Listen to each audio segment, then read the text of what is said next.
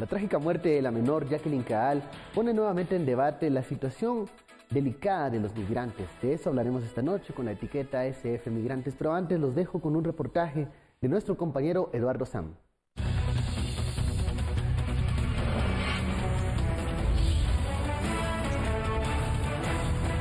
Claudia Maquín, madre de la niña Jacqueline Caal de 7 años, que falleció en su intento de emigrar a Estados Unidos, dio a conocer que la extrema pobreza en la que viven hizo que su esposo Nery Caal tomara la decisión de viajar a Estados Unidos para buscar un mejor futuro para sus 4 hijos y ella.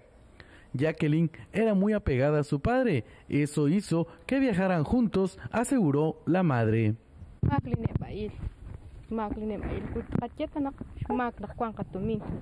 Él se fue por la extrema pobreza que vive.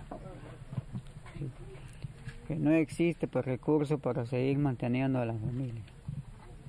No tiene nada que explicar porque él se fue por la necesidad. En los últimos 2 meses, las autoridades municipales se han percatado que varias familias han optado por migrar a la Unión Americana. Indicaron que las carencias en las que vive la población puede ser la razón de la constante migración, ya que el 86.2% vive en pobreza o extrema pobreza. No me puedo explicar por qué es que realmente se están llevando los niños.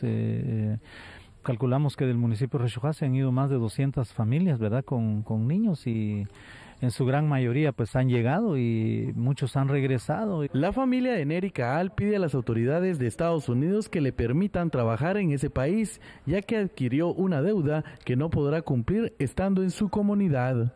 Yo lo que les pido es de que lo ayuden a él, para que él se quede trabajando allá. Sí, eso es lo único que yo puedo decir. Muy complicado ya cuando se pierde un familiar, pues la verdad, pues muy doloroso. Muchas veces uno no está preparado para recibir una noticia de tal magnitud. Con imágenes de Aura Andersen, informó Eduardo Samchung desde Rexojá, Alta Verapaz. Bienvenidos a Sin Filtro, noche de lunes empezamos la semana con este reportaje de nuestro compañero Eduardo Sam, donde nos muestra la realidad en la que vive la familia de la menor Jacqueline Caal, que trágicamente murió intentando llegar a los Estados Unidos. De eso hablaremos esta noche con la etiqueta SF Migrantes. Damos la bienvenida a nuestros analistas. Estuardo Zapeta, muy buenas noches. Buenas noches. Y Pedro Pablo Solares, consultor en migraciones. Muy buenas noches, Pedro Pablo. Muy buenas noches. Comencemos a analizar este tema, y ya lo hemos hablado en esta mesa de debate en Sin Filtro, las causas de la migración. ¿Qué se puede hacer para frenar esta migración de personas que buscan un mejor futuro?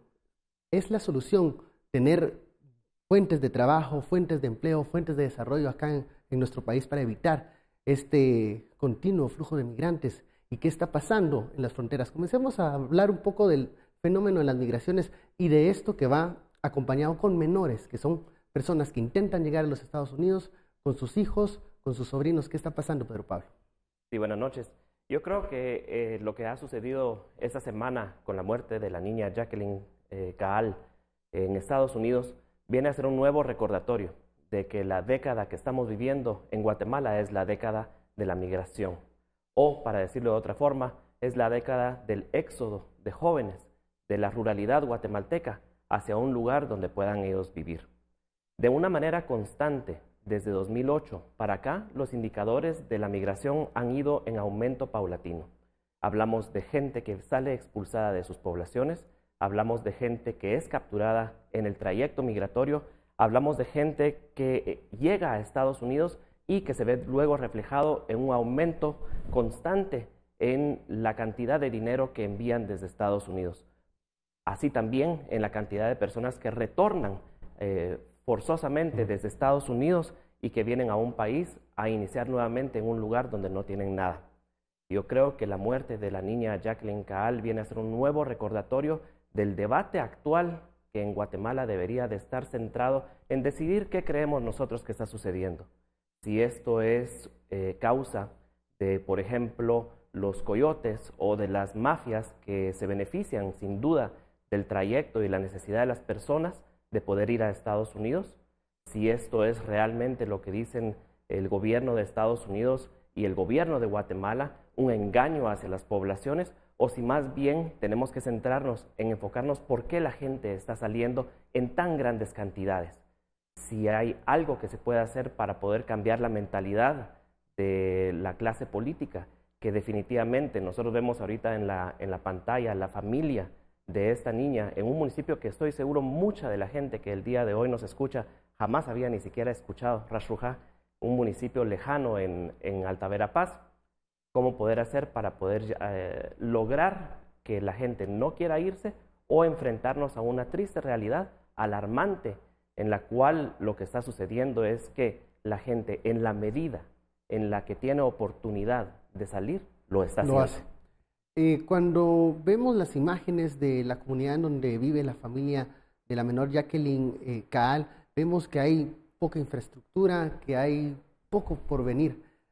Pareciera que esa es la causa que obliga a mucha gente a tomar un camino arriesgado, un camino que se sabe que es peligroso, que como hemos visto en otros reportajes, incluso cómo son engañados en el camino, cómo es ese tortuoso ir hacia el norte, pero aún así prefieren arriesgarse a eso que quedarse en un espacio en donde no hay mayores alternativas.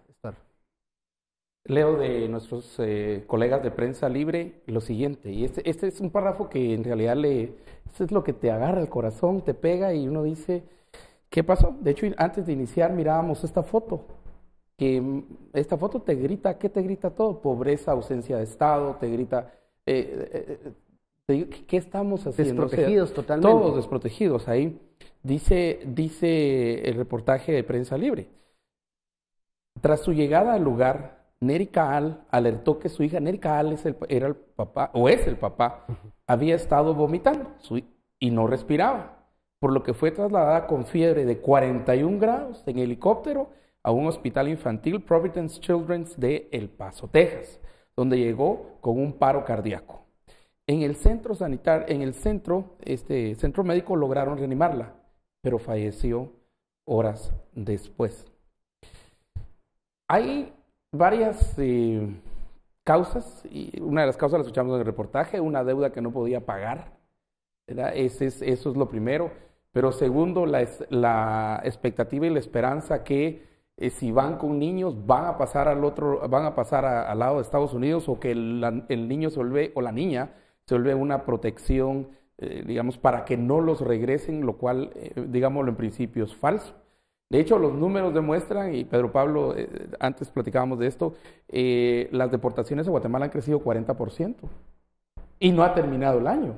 Sí. Y cuando miramos deportaciones, también las deportaciones de México a Guatemala han subido. Vuelto a subir. Por este porcentaje. Entonces quiere decir que no están pasando, o que la cantidad que se está yendo es... Uno. Dos, primero la presión económica que los expulsa, luego la pobreza que los hace irse en las condiciones más precarias, y ojo que aquí no van en caravana, ellos van solos. Ellos entraron por el lado, creo que del Paso, y luego terminaron en Nuevo México, que fue a donde los llevaron. Nosotros y mi familia, mi familia vivimos en Tucson, que también es un área fronteriza, y la mayoría de gente no sabe qué es el desierto. La mayoría de gente no sabe que puedes tener 35 grados a las 11 de la mañana en el desierto, pero puedes tener -5 grados en la noche, a las 9 de la noche, a las 10 de la noche, y tienen que caminar eso, porque ahí es donde los llevan. O sea, hay mucho desconocimiento también a qué van. Estoy seguro que... escuchando al padre de Jacqueline y viendo la familia de Jacqueline, no son necesariamente versados en Castilla o en español, sino que su idioma primario es el quechí. Y Ras Shujaa, que en la lista del mapa de la pobreza, junto con Lanquín y en general todo Alta Verapaz, están con el quiché hasta abajo. Lo que encontramos en la distribución del índice de desarrollo humano, si repartimos Guatemala en tres grupos de 7 departamentos, entre los de alto, los de medio y los de bajo, es que los de bajo crecimiento son 7 departamentos, principalmente indígenas, principalmente monolingües, principalmente ausencia del Estado. Empezás a ver todas esas características que obviamente expulsan, y cuando miras de dónde salen las grandes cantidades de migrantes de Guatemala hacia Estados Unidos, es precisamente de estos departamentos, Alta Verapaz siendo uno. Pero Alta Verapaz, entre los 7, está en el último lugar de índice de desarrollo humano junto con el quiché. Este día, Univisión en su página presenta un reportaje en donde ellos afirman que de la ola del 2018, el mayor número de familias migrantes son guatemaltecos. Y comienza el reportaje con un párrafo que nos invita a la reflexión y dice: sin importar las amenazas ni el muro, un número récord de familias guatemaltecas emprendieron en el último año el camino hacia Estados Unidos para entregarse a la patrulla fronteriza con el objetivo de empezar una nueva vida. Un viaje al origen de la migración en Guatemala muestra por qué, si el gobierno de Donald Trump quiere frenar a los migrantes, debe mirar hacia Centroamérica, a esa realidad, la realidad que vive la familia Jacqueline Caal. Pero yo creo que tenemos que estar claros en estamos viendo nosotros desde este lado de la frontera. Yo precisamente hace unos días estaba en la casa en Arizona, en Tucson, y allá es otro el debate. Allá ahorita Trump peleándose con Nancy Pelosi y Schumer, verá digamos el jefe de la oposición, jefe del Senado y la jefa del Congreso, o pues de la Cámara de Representantes, peleándose, ¿verdad? Y es tan firme el tema de migración para el presidente Donald Trump, es aquella cosa que sobre su cadáver se va a ceder. Y él dijo que estaba orgulloso de parar al mismo gobierno de Estados Unidos, al Estado de Estados Unidos federal, pero que él quería el muro. Quería una aprobación ahí como de 5,000 millones de dólares para el muro. Las decisiones, sabemos muy bien que el discurso de Donald Trump en Estados Unidos tiene otras connotaciones. Correcto. Es otro el debate. Pero se está deteniendo el flujo de migrantes, están los migrantes deteniéndose a arriesgarse, a viajar por lo que mencionabas, Estuardo, ese camino del desierto, la patrulla fronteriza. ¿Está sirviendo esto para desincentivar a las personas que en nuestro país no tienen ninguna alternativa de desarrollo? De eso vamos a hablar luego de la pausa.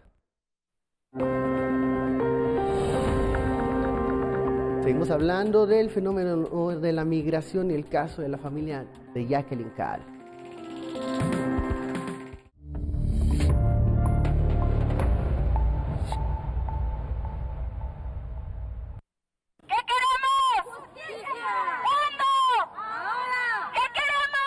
Con protestas frente a las instalaciones de las aduanas y protección fronteriza de Nuevo México, Estados Unidos, organizaciones rechazaron la muerte de la niña guatemalteca Jacqueline Caal, de 7 años. Queremos saber qué pasó en esas horas mientras ella fue detenida y fue arrestada, detenida y que fue llevada a tratamiento. No hay claridad. Queremos también saber por qué la patrulla fronteriza se tardó tanto tiempo, o más bien nunca anunció la muerte de Jacqueline. Fue un periódico nacional. Jacqueline fue detenida el pasado jueves 6 de diciembre por la noche, al cruzar la frontera junto a su padre Nery Caal, de 29. Horas después, en custodia de la patrulla de control fronterizo, falleció. De manera preliminar, se dio a conocer que no había comido ni ingerido agua durante días. De esta manera presentó altas temperaturas y convulsiones. Trump es el responsable de la muerte de esta niña, de Jacqueline, la niña guatemalteca de 7 años de edad. Él es el único responsable de esta muerte. Él tiene sangre en sus manos. A pesar que existen repercusiones a nivel internacional, el gobierno de Guatemala no ha realizado un pronunciamiento formal para dar los detalles de la muerte de la menor o mostrar algún nivel de repudio por la muerte de la migrante. Un audio de la canciller Sandra Jovel emitido el día que se conoció la muerte de la menor circula entre los grupos de WhatsApp de los medios de comunicación, en donde confirma el deceso. Sin embargo, la administración no ha dado detalles de este suceso, mientras el silencio resguarda los últimos minutos de vida de Jacqueline Caal. Por una Guatemala en paz, David Sanchinelli y Luis Sache. Esas eran las imágenes de las protestas en la Unión Americana en repudio por la muerte de la menor Jacqueline Caal, que muestra también el otro lado de una falta de respuesta contundente de parte del gobierno del presidente Jimmy Morales. Seguimos con esto, Pedro Pablo, el tema. Sí, pero solo quiero hacer una salvedad por la nota que acaba de salir. El día de hoy salió publicada una declaración ya de la familia del padre de la niña Jacqueline Caal, en el cual desmiente o da una versión distinta a la que se está mencionando. Según él dice, en ese comunicado, la niña Jacqueline no tenía días de haber pasado sin comida o sin bebida. Él dice más bien que él cuidó de la comida de la niña y de la bebida de la niña, lo cual obviamente puede parecer sesgado, pero hay algo que no cuadra con la versión que se había dado inicial de que ella tenía días de caminar en el desierto sin comida. Y es que, como mencionábamos en el segmento anterior, muchos padres actualmente están yendo a Estados Unidos y se entregan voluntariamente, como fue el caso de este gran grupo de personas. Ellos no fueron capturados ni encontrados en el desierto. Ellos se entregaron a las primeras personas de la patrulla fronteriza que pudieron encontrar. Eso no sucede días después de atravesar la frontera. Eso no sucede una semana después. Quien diga eso no ha estado en el desierto, como decía Estuardo hace un ratito. No es tanto el tiempo que se pasa sin encontrar un contingente de la patrulla fronteriza. Eso trae un debate enorme, porque el sistema federal estadounidense dio declaraciones diciendo que responsabilizando prácticamente a la familia por no haber cuidado a la niña en su trayecto y poniendo nuevamente sobre el imaginario social el hecho de que es una irresponsabilidad salir en este trayecto, que como vemos en la fotografía es un SOS, es un último llamado de oportunidad para estos niños en muchos casos. Y es una presión enorme que debería de ser a las autoridades nacionales guatemaltecas para poder hacer un cuestionamiento real de qué fue lo que pasó. No puede ser posible que una persona de nacionalidad guatemalteca muera en las manos de la patrulla fronteriza, especialmente si existen antecedentes como los existen de la forma inhumana como son tratados muchos migrantes cuando son capturados. Solo para hacer una señalización. A los lugares donde son llevados, a estos lugares donde son llevadas las personas que son capturadas en la frontera o que se entregan, los migrantes les llaman las perreras. Los migrantes les llaman las hieleras. ¿Por qué les llaman las hieleras? Pues porque están a temperaturas infrahumanas. Las personas tiemblan del frío ahí. Entonces, hacer la pregunta de si esta temperatura, si esta comida, si estas condiciones en las que están ellos retenidos cerca de la frontera contribuyeron a la muerte de la niña, yo creo que no son demasiado pedir. Es una pregunta que está ahí sobre la mesa y si no la hace el gobierno de Guatemala, esta familia simple y sencillamente puede pasar en la impunidad. Lo que mencionabas, Pedro Pablo, ese debate de querer aclarar cuáles fueron las condiciones, las cosas que no cuadran, los momentos de todas las versiones que se han ido conociendo para encontrar la verdad, ha pues dado como frutos que varios funcionarios, incluso representantes de la Cámara, quieran viajar para conocer qué pasó en el lugar. Mañana o sea, hay un debate fuerte e intenso en Estados Unidos para conocer las condiciones en las que esto ocurrió. Pero del otro lado, acá con nosotros hay un silencio, estos mensajes de voz nada más que ha mandado Cancillería, que nos dice que no tenemos con claridad qué postura tiene el gobierno y qué preguntas o qué averiguaciones está haciendo para también conocer qué sucedió ese día de la detención. Ese silencio es cómplice, o sea, ese silencio es cómplice de todas las condiciones de pobreza, de la razón por la cual se va pues, la mayoría de gente, que es por, obviamente, el estar mejor y entrar a esa cosa que es el sueño americano. Digámoslo de una vez, el hecho de llegar a Estados Unidos no le da a nadie el sueño americano. El sueño americano hay que estar ahí y construirlo. Y que es sueño americano también, ¿verdad? Pero para que la gente sueñe de esa manera, arriesgue la vida, arriesgue sus hijos y todo. Uno, poner la presión aquí, pero también hay otra cuestión muy interesante, que la economía de Estados Unidos está muy buena. Y lo que le hace falta ahora a Estados Unidos es trabajadores. Y entonces hay un imán que jala esto que empuja, esta pobreza que empuja 2.8 nuestro crecimiento este año. Si le pones el 2.5% de crecimiento demográfico, en realidad nuestro crecimiento fue 3 décimas, lo cual ya con la inflación es cero, no es nada. O sea, no subimos. Al final sí creció el número de niños, pero nuestra economía no creció. Eso empieza a empujar gente. Y el mismo caso es El Salvador y el mismo caso es Honduras.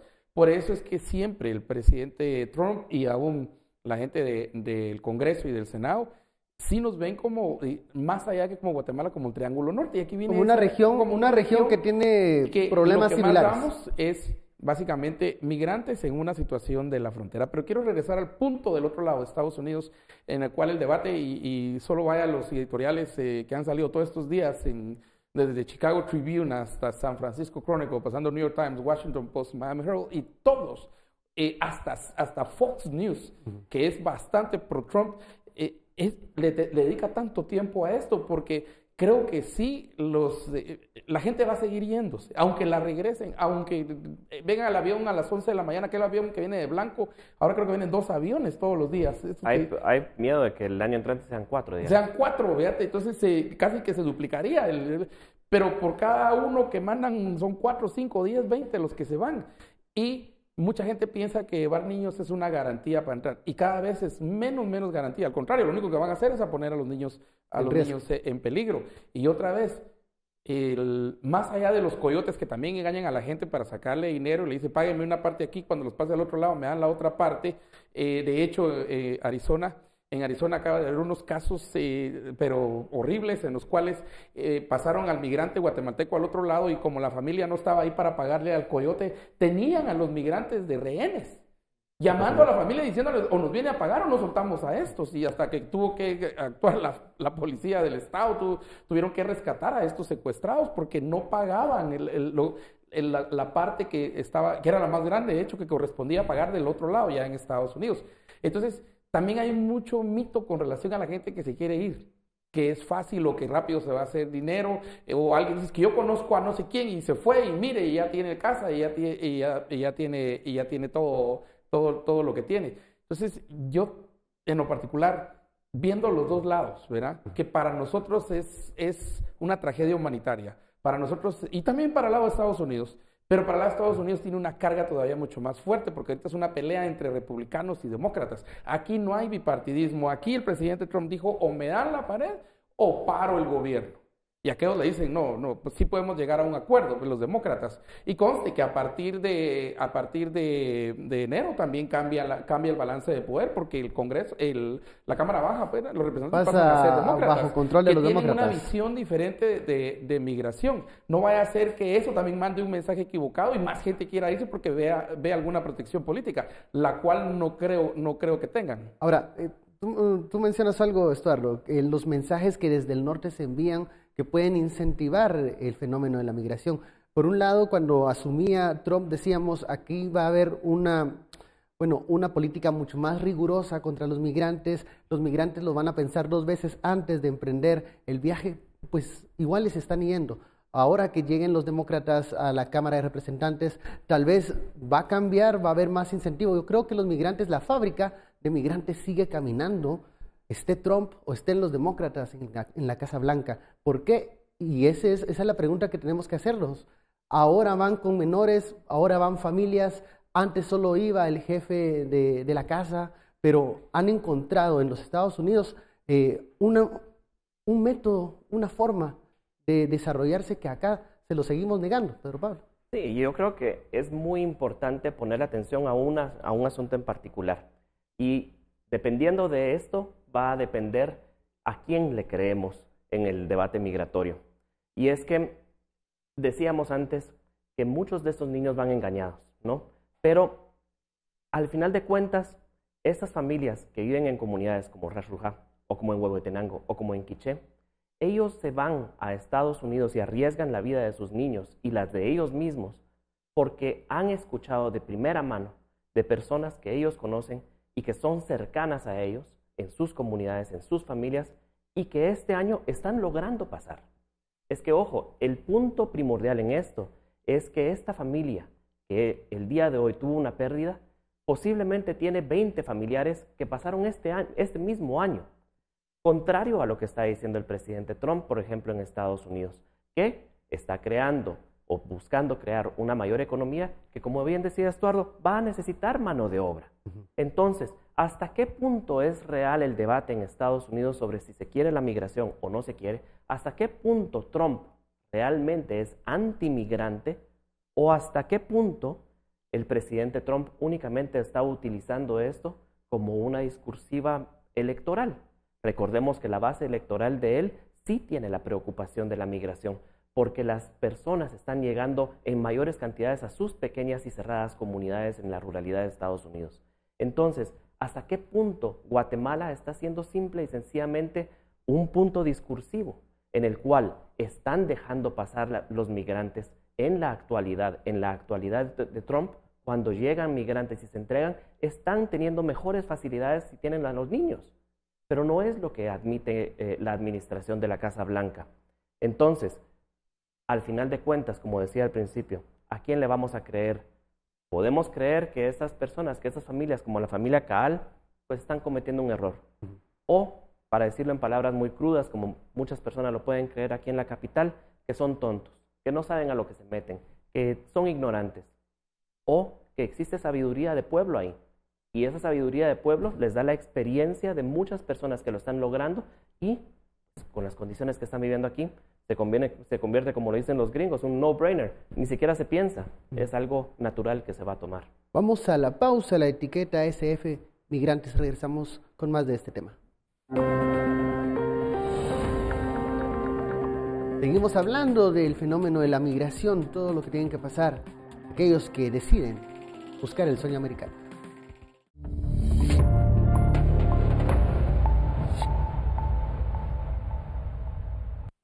Regresamos a Sin Filtro, la etiqueta de la noche SF Migrantes. Gracias a todos los comentarios y opiniones que han enviado con esa etiqueta. Continuamos hablando del fenómeno de la migración luego de conocerse la trágica noticia de la muerte de Jacqueline Caal. Hablaba Pedro Pablo del discurso migratorio. ¿Cómo se maneja el discurso migratorio? Yo pregunto, ¿cómo estamos manejando nosotros el discurso migratorio, la narrativa de los migrantes? Son personas que se van, personas que le traen prosperidad a las comunidades cuando regresan. Nos estamos desentendiendo de aquellas causas que obligan a las personas, a las familias a separarse e irse en esta experiencia de migrar. Estuardo. Mira, la presión grande que tenemos en Guatemala es la pobreza. Y mientras Trump o quien quiera que esté en el gobierno, en el Congreso y en el Senado no entiendan eso, la gente se va a seguir yendo. Y posiblemente en áreas urbanas de Guatemala digan, sí, pero qué tontos, porque se van y por toda la cosa, tienen una presión económica. De hecho, otra vez quiero insistir en el reportaje, el señor dijo teníamos una deuda que no podíamos pagar. Y entonces voy a ir a otro lugar. Aquí no puedo hacer capital para pagar esa deuda. Allá lo más probable es que sí lo haga. Pues si la gente urbana de Guatemala cree que son tontos y todo, pues es 3.2 millones de personas. Yo creo que un poquito más ahora. 3.2 millones de tontos, entonces los que se fueron a Estados Unidos. Y eso es el grupo más grande que digamos, del Triángulo Norte que se tiene. Eso se convierten en casi 9,000 millones. 9,000 millones. Van a ser más de 9,000 millones. Este año van a ser más, pero pongamos 9,000 que no ha cerrado diciembre todavía, ¿verdad? Y entonces se convierte también en parte de la economía. El Banco de Guatemala pues nos engaña diciendo que son parte del PIB. Disculpe, pero lo que se produce en Estados Unidos y todo lo que se hace allá es parte del PIB de Estados Unidos, no es parte del PIB de nosotros. El PIB es lo que hacemos aquí dentro de los 108,000 kilómetros cuadrados. ¿Verdad? En Guatemala durante un año, allá es lo que hacen ellos, y de eso que hacen mandan una partecita. Si hicieran $1,000, digamos, al mes, porque están por debajo aún del salario mínimo de Estados Unidos, tampoco no están encima del salario promedio de Estados Unidos, están por debajo. Si hicieran, digamos, $1,000, ellos enviarían 250 a Guatemala y 750 se lo gastan en Estados Unidos. Y realmente uno de los países que sale mejor y mayor beneficiado con el PIB de los migrantes es Estados Unidos. Allá se queda la mayoría del Producto Interno Bruto que ellos crean. Una partecita es la que se viene para acá, eso es lo que hacemos con remesas. Y esa partecita son 9,000 millones. 9 por 4, o sea, sería como 36,000 millones de dólares el PIB de estos. Y dice que no es de los más grandes. Ya te imaginas el PIB que producen los migrantes mexicanos o sumados los del Triángulo Norte, es impresionante. Entonces, también hay un efecto económico de los que están allá y eso jala, eso es muy atractivo para decir yo quiero ser parte de eso. Y ahora que la economía está creciendo en Estados Unidos, entonces con mayor razón. Va a haber siempre ese imán que atrae, que jala, y posiblemente sí la presión económica en Guatemala, y si no hacemos algo para dar este cambio, para ya no seguir cayendo la economía de Guate, si no empezamos a subir y a crecer, vamos a tener menos. AMLO, la propuesta de AMLO, el presidente recién tomó posesión en México, el 1 de diciembre, propone, de hecho, que me parece muy interesante, una zona franca, 25 kilómetros dentro del territorio mexicano, con las mismas, bajando el ISR, duplicando el salario mínimo en esa franja, y tomando casi un sistema impositivo, pero como el que tiene el estado fronterizo, porque hay estado fronterizo es Texas, es Nuevo México, es Arizona, es California, ¿verdad? Entonces esos estados fronterizos, tener el mismo sistema impositivo, pero atraer esa inversión, digamos, hacia y esos entonces lugares es como, fronterizos. vengan ustedes inversionistas de Estados Unidos, pásense 10, 15 kilómetros del lado mexicano, producen aquí, y ese en realidad sería como, ese sí sería un muro financiero económico que detendría, porque ya ahí empezarían los trabajos, y trabajos pues bastante bien pagados, porque sería producción de Estados Unidos. Eso va a entrar en un debate. Y yo creo que tenemos que conocer también cuál fue la firma que tuvo recientemente en Argentina, el presidente de Estados Unidos, el presidente de Canadá y el presidente de México, que creo que fue lo último que firmó Peña Nieto. ¿Cuáles son los parámetros los nuevos parámetros de un tratado de libre comercio allá? Porque yo creo que hay posibilidades ahí. Y contrario y al pesimismo de muchos, yo creo que entre el Tratado de Libre Comercio de Centroamérica y el el nuevo Tratado de Libre Comercio de Norteamérica, yo creo que sí tenemos grandes oportunidades para parar mucho de la migración. No que se termine, pero sí hay opciones. Y creo que el presidente de México ya dio una que no está nada mal. Que va a entrar en el debate y es una propuesta interesante. Pero ya metió esto al debate. ¿Qué está pasando con el debate migratorio acá en esta región, en nuestros países, tanto como en México, Pedro Pablo? Yo creo que aquí en Guatemala un hecho puntual que puede ser una muestra de la falta de debate que existe es, por ejemplo, ante... Eso preocupa, esa falta de debate. Totalmente, ante hechos tan trágicos como la muerte de esta semana de Jacqueline Caal, me pregunto, ¿cuál de los candidatos a presidente que ya fueron proclamados por sus asambleas se ha siquiera pronunciado, aunque sea dando un tuit de condolencia? Yo creo que ninguno. Es que no pueden. ¿Por qué no? Porque el Tribunal Supremo Electoral, hoy precisamente platicaba con dos personas en la política y me decía, no se puede hacer nada, están paralizados. Porque uno que dio una conferencia acerca de economía, que no tiene nada que ver con hacerse, le mandaron su mensajito del Tribunal Supremo Electoral. Pero yo veo actividad de muchos candidatos que están poniendo, cuestiones... Sí, pero ya el Tribunal Supremo, pero ellos desafortunadamente... Pero digamos que si lo hacen para otros temas, ¿por qué no se arriesgan para esto? Los actores nacionales no se están pronunciando. Y eso lo que está creando es un vacío de opinión, lo cual deja la opinión general en cuestiones bastante, digamos, superficiales. Yo creo que sí predomina en el ambiente una fuerte cantidad de gente que desecha esta necesidad bajo el argumento de, bueno, ellos lo buscaron, como que buscaran la pobreza. No he dejado de ver opiniones que dicen, ¿para qué tienen niños? Como si ellos tuvieran la opción para poder decidir cuántos hijos tener o no, si ni siquiera tienen la educación para poder conocer el sistema reproductivo. Estamos hablando de una falta absoluta de debate nacional en el tema de la migración, lo cual es increíble e impensable en los ojos del mundo exterior.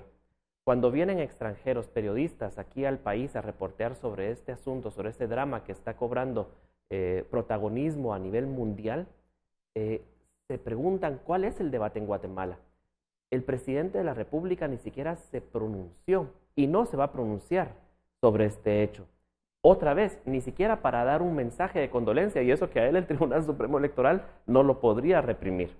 Entonces, es esa falta de debate sobre el tema migratorio que de alguna forma trae bastante cercano el hecho de temerle a afrontar una realidad.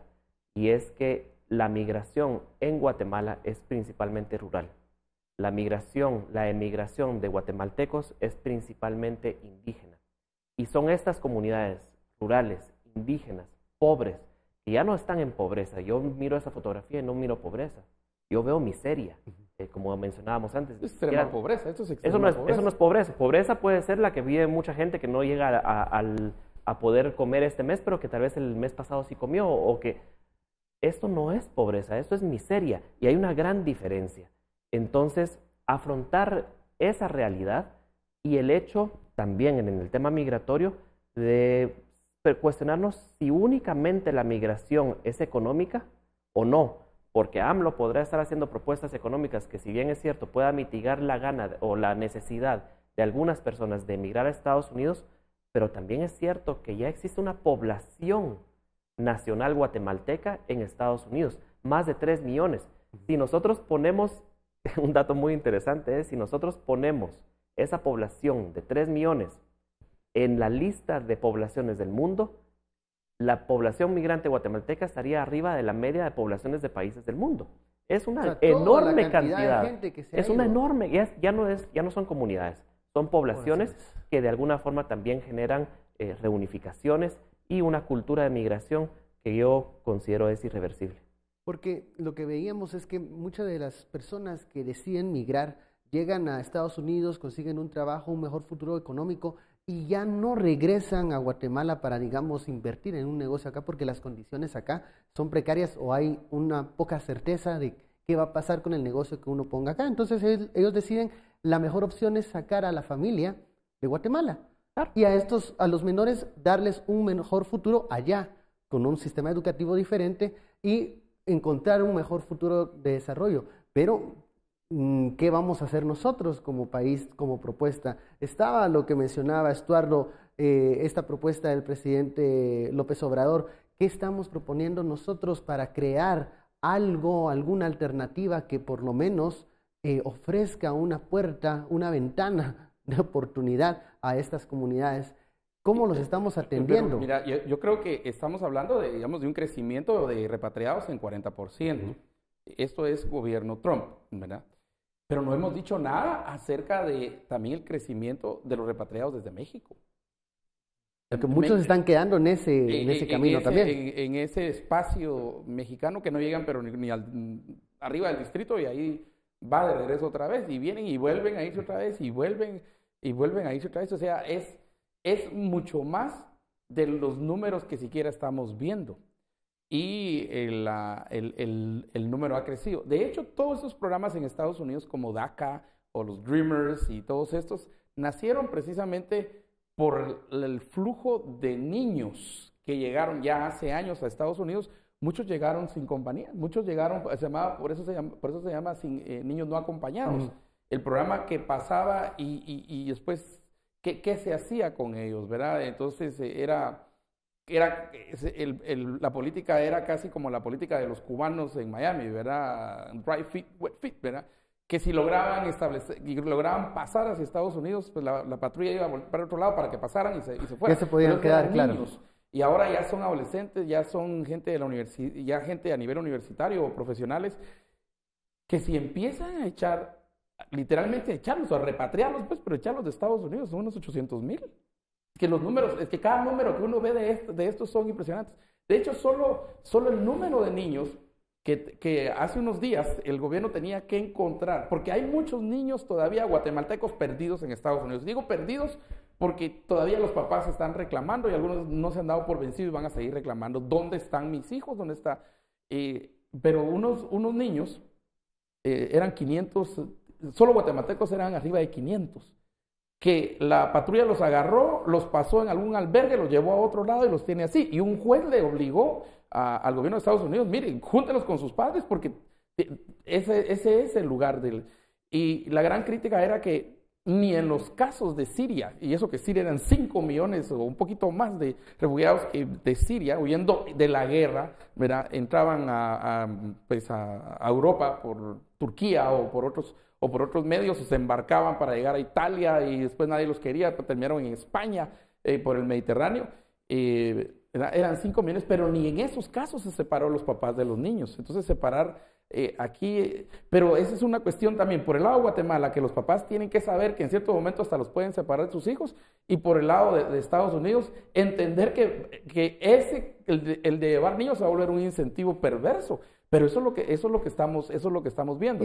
A mí solo me nace una pregunta después de ver el caso de Jacqueline y ver el caso también de los hijos de Don Neri Caal. Me parece curioso que no se haya llevado al varoncito más grande, que ese culturalmente es como el varoncito más grande, es el que acompaña en los viajes al papá, ¿verdad? Aquí fue la niña. La niña.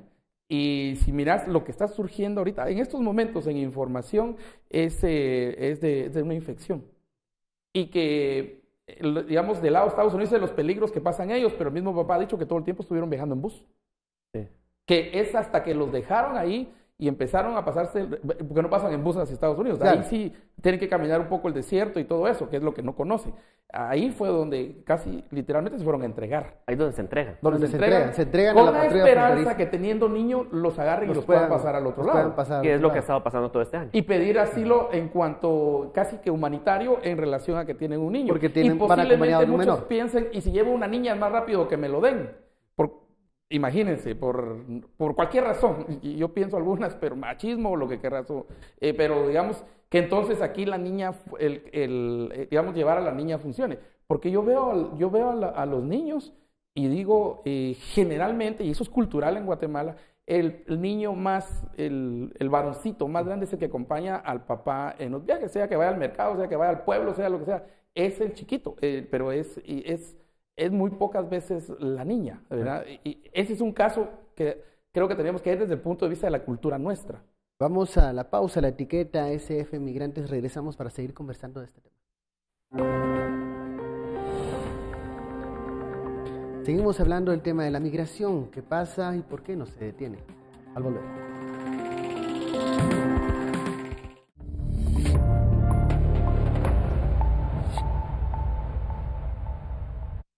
Estamos en el último bloque de Sin Filtro, la etiqueta SF Migrantes. Estamos hablando de este debate migratorio, cómo se desarrolla tanto en los Estados Unidos como en Guatemala, en donde la preocupación es la ausencia del debate de este tema, porque pareciera que solo hablamos cuando pasan estas noticias trágicas, pero luego 2 semanas después no hay mayores pronunciamientos ni desde gobierno ni desde los congresistas para buscar alguna alternativa que se les pueda ofrecer a estas familias. Y vemos que el debate migratorio, por otro lado, en Estados Unidos es bastante controversial y genera muchas pasiones. ¿Qué podemos esperar en 2019, Pedro Pablo, con este tema? Hay campaña electoral, quisiéramos que los binomios se pronunciaran de una forma más contundente. ¿Qué le van a ir a decir a las comunidades, a las poblaciones, como mencionabas, de guatemaltecos en los Estados Unidos?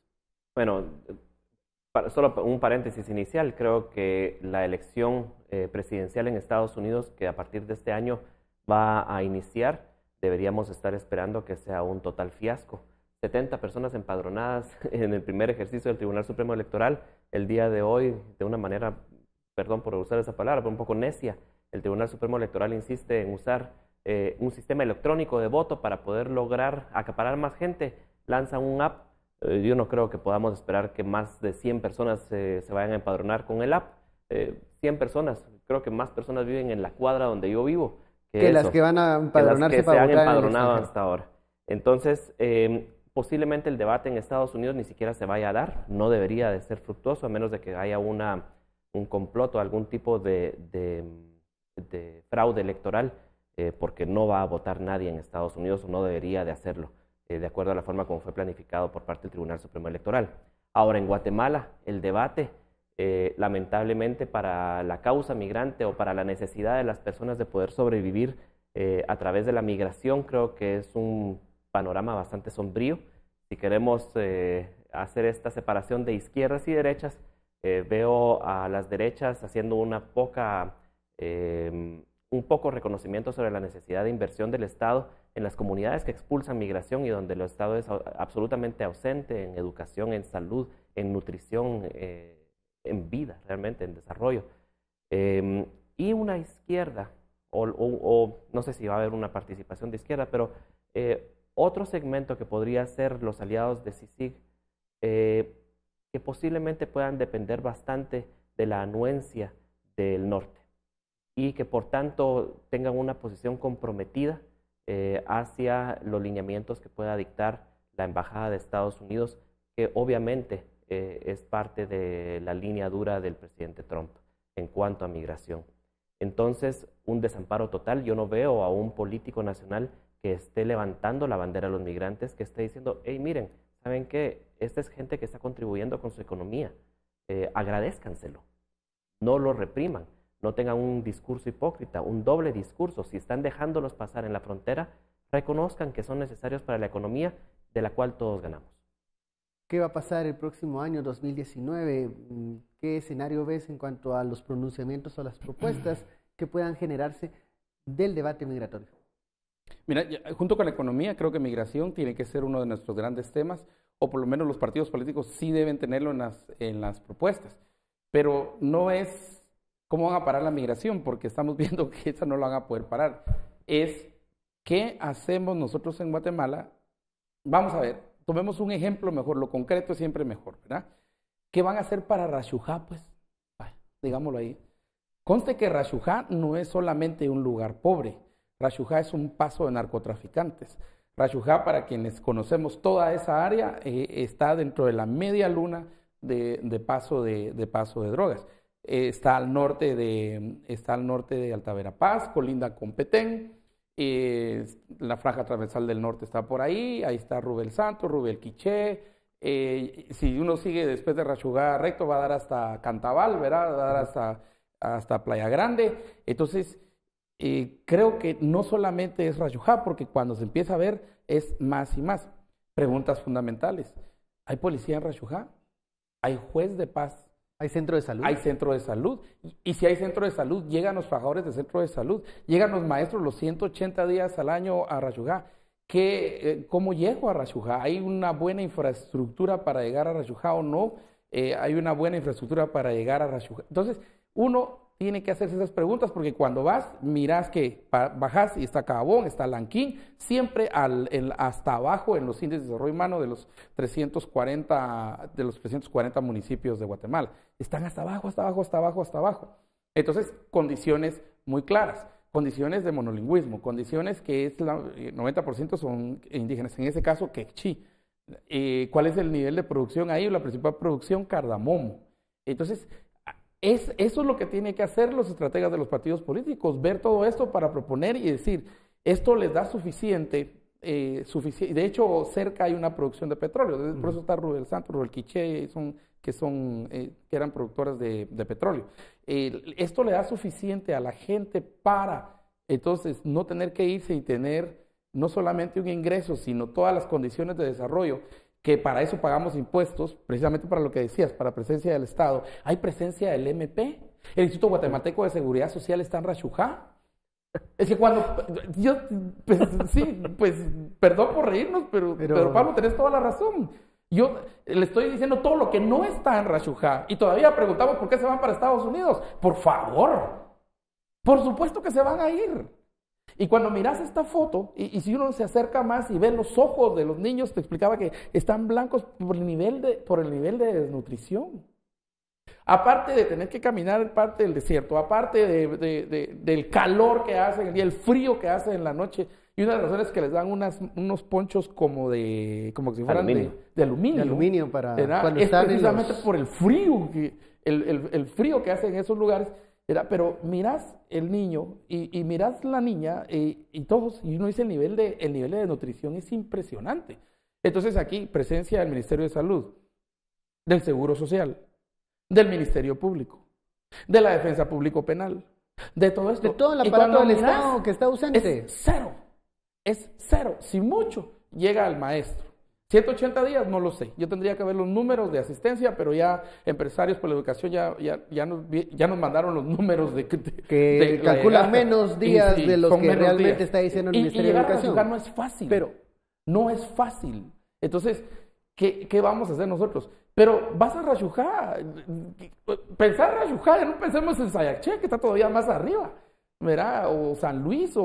Entonces, eso es lo que tenemos que pensar. Y si vamos nos venimos al oriente, entonces tenemos Camotán y Jocotán, tenemos todo el corredor seco. Ahora, esta tragedia de Jacqueline Caal pareciera que duele o tiene más resonancia fuera de nuestras fronteras y no acá, en donde no hemos visto mayores pronunciamientos, incluso no solo de gobierno, sino también de agrupaciones políticas. ¿Qué es lo que está pasando? Pareciera que ya es otra historia triste de un migrante. Lo vemos así, lo tomamos así, cuando en otras partes incluso veíamos estas manifestaciones que se están dando ya en Texas para averiguar qué pasó, cómo fue la detención, en qué momento se enfermó, para aclarar esas dudas. Nosotros nos estamos quedando callados, Pedro Pablo. Sí, especialmente ciertas capas de nuestra sociedad. Yo tengo contacto frecuente cuando suceden situaciones como estas con gente que está expuesta a la migración, con el policía, con la persona que trabaja en una casa, con gente que está tomando la decisión ahorita de si se va o no, para ver la reacción que tienen. Y les mencionamos un caso como este y las lágrimas se vienen a los ojos de esta gente, no de la gente que no está expuesta a la migración, lo cual, Ben, yo creo que nos invita a cuestionarnos si no estamos sufriendo en este país tan lleno de tragedias un proceso de deshumanización. Deshumanización en el sentido de estar perdiendo nuestra capacidad de ser empáticos con la tragedia a la cual estamos rodeados, especialmente la tragedia de las personas pobres, y cuestionarnos si no estamos cayendo en esta denominación que hizo una escritora del año pasado, no recuerdo cómo le llamaba, a una nueva palabra para poder identificar lo que podría ser un odio o una fobia en contra de los pobres, de los cuales pues, obviamente hay tantos en Guatemala. ¿Por qué? Porque ante algunas tragedias sí somos empáticos. Hay un accidente en la ciudad y nos acongoja, como tiene que ser, porque es uno de los nuestros. Sucede un deslave o sucede una tragedia natural, pues entonces tal vez allí sí reaccionamos porque tal vez nosotros también hubiéramos podido estar ahí. Pero vemos esta fotografía, que como decíamos antes de empezar el programa, fijémonos, ninguno tiene zapatos, ni siquiera los adultos, ni niños ni adultos, no hay comida, no hay piso, no hay salud, no hay educación. Estamos en el departamento que según el ENCOVI tiene 4 años promedio de escolaridad, 4 años, tomando en consideración el municipio de Cobán, Carchá, municipios no mucho mejor. Lo suben a 4. Sí. ¿Cuánto será en Rashujá? Mientras que en la capital tenemos casi la primaria terminada en promedio, ¿verdad? Sí, entonces, estos niños, para poder llegar a la escuela, ¿cómo tendrían que llegar para esa escuela que Jimmy Morales dice que tiene 180 días de ciclo? ¿Será que tienen que caminar 1 hora, media hora? ¿Tienen una bicicleta para llegar? ¿No tienen zapatos? Llegó el maestro. ¿Tienen... Sí, no, han sido acabo de estar en una escuela en Jutiapa, en el municipio de Jerez. Imagínate. En Jerez, donde hay pobreza. Ojo, no hay miseria. Esto es miseria. Esto es miseria. En Jerez, una primaria, los 6 grados de primaria, compartiendo el edificio con preprimaria y 4 aulas. 4 aulas para 7 grados. En una misma aula, 2 grados. Creo que en una de las aulas había 3 grados. Eso es imposible. Y a la misma vez, yo no sé si vieron en los medios de comunicación a la mamá de Jacqueline enseñando la foto de ella, acceso a comunicación. ¿En un celular? Sí, en un celular. Acceso a comunicación del cual reciben fotografías en Estados Unidos. Claro, ahí están comunicados. Ahí la saben. Comparación de cómo le está yendo al primo. No hay comparación. Bueno, el término es aporofobia, que mencionabas. Sí. Desprecio a las personas pobres. ¿Cómo es? Aporofobia. Aporofobia. Bueno, hemos llegado al final de este análisis, de esta conversación. Muchísimas gracias, Eduardo, Pedro Pablo. A usted muchas gracias por su sintonía. Ahora los dejo con María Luisa Gómez. Gracias a nuestros compañeros de Sin Filtro por ese análisis. Nosotros tenemos una nota de cierre. Desde hace 7 años, un Santa Claus acuático se ha convertido en atracción principal durante las fiestas de fin de año en el acuario del Zoológico de Guadalajara, en México. Este Santa Claus no anda por los cielos, sino por el agua. Es la principal atracción durante las fiestas de fin de año en el acuario del Zoológico de Guadalajara, en el oeste de México. Pues muy bien, me pareció bien, los niños muy entretenidos, les pareció muy bonito eso del Santa Claus. En un estanque de 37 metros cuadrados, el Santa acuático convive con peces catán, una especie americana de agua dulce.